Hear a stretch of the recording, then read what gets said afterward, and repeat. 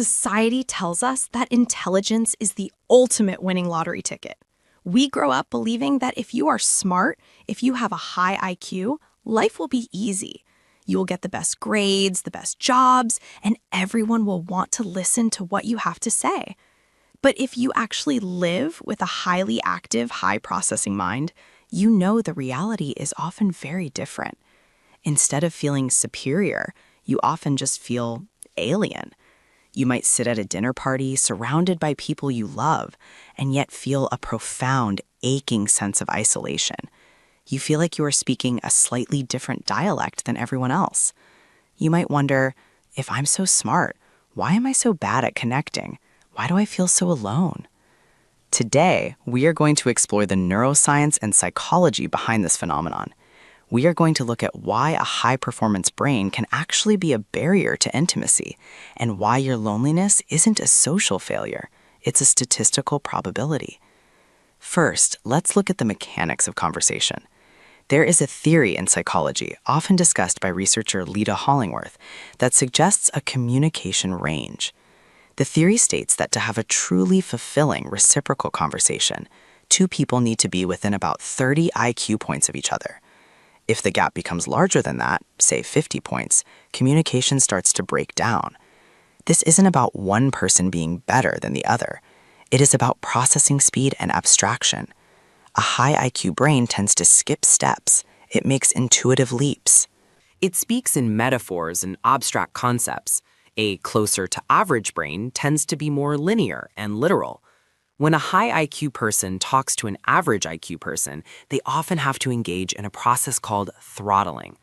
Imagine driving a Formula One car in a school zone. You can do it. You can drive at 15 miles per hour, but it requires constant, exhausting mechanical restraint. You have to constantly hit the brakes on your own thoughts to ensure you aren't leaving the other person behind. Over time, this constant braking feels like rejection. It feels like you can never fully stretch your legs. You are perpetually lonely because you are perpetually holding back. Now, let's look at the internal world. There is a common misconception that smart people are cold or illogical, but studies show that high IQ actually correlates with higher sensitivity and higher anxiety. Why? Because intelligence is essentially the ability to recognize patterns. And when you are really good at recognizing patterns, you are really good at predicting outcomes, including the bad ones. While everyone else is enjoying the moment, your brain is running a simulation of the next 10 steps. You see the flaw in the plan. You see the geopolitical implication of the news story. You see the inevitable end of the relationship before it has even started. This is called cognitive overexcitability. Your brain doesn't have an off switch. It is constantly analyzing, deconstructing, and worrying. This creates a different kind of loneliness, the loneliness of the watcher. You feel like you are watching life from behind a glass wall, analyzing it rather than living it. It is hard to connect with people when you are busy analyzing the structural integrity of the room. So how do most intelligent people cope? They adopt. They become social chameleons.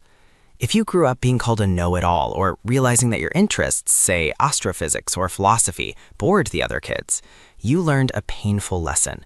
To be loved, I must hide my intelligence. You learned to mask. You learned to mimic the interests of the group. You learned to laugh at jokes you didn't find funny. This works. It gets you friends. It gets you invited to parties. But it creates a profound sense of imposter syndrome. You are surrounded by people, but they don't know you. They know the edited, slowed down, palatable version of you. The loneliness persists because the real you, the one that wants to talk about the heat death of the universe at 2 a.m., is still locked in the basement, unseen. So is the solution to just be arrogant and isolate yourself? No. The solution is to understand that you have a specific social nutrition requirement. You can have wonderful, loving friendships with people of all intelligence levels. Kindness and loyalty matter more than IQ. But you also need to find your peers. You need to find the people who drive at the same speed as you, the people who let you take your foot off the brake. These people are statistically rarer.